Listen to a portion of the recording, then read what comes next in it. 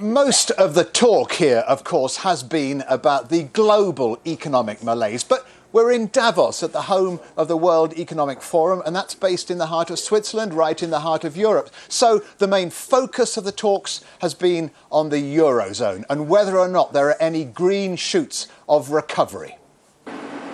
More than 1,000 delegates have talked here over the course of 4 days about the world's problems and the ways to cure them. The theme was resilient dynamism. There was plenty of resilience, but very little dynamism.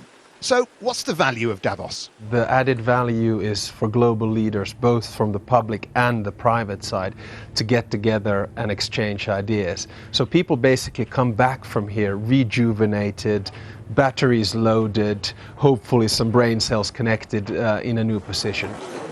The forum called for an unprecedented $14 trillion to make the global economy more environmentally friendly. Without decisive steps to protect the planet long term, sustainable growth can't be guaranteed. The G8 can help discuss. The other big crisis gripping the world, not Britain's referendum on the European Union, but the crisis in the Eurozone. It ranged high on the agenda all week. Leading politicians and financiers set out their vision for economic recovery. Insgesamt, ich will das ausdrücklich sagen, weil mein Kollege David Cameron... As my colleague David Cameron said today, competitiveness is the central issue for ensuring prosperity for Europe in the future.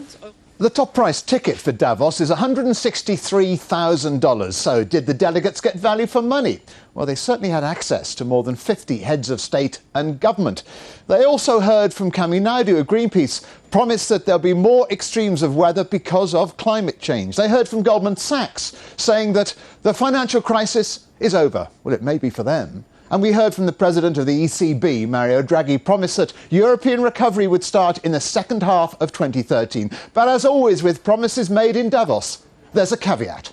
And that caveat is the prolonged economic malaise is not going away. Even the ECB head Mario Draghi said the jury is still out whether bailouts are working or not. Unemployment is high in many developed countries, and the public's faith in business and government leaders is falling. Lots to work on before Davos man climbs the mountain again next year. Most people believe that Eurogeddon has, for the moment, been averted. Some even believe there'll be recovery in sight in the second half of 2013. But whatever the projections about recovery, there's no doubt that in the short term anyway, austerity is here to stay. Stephen Cole, Al Jazeera, in Davos.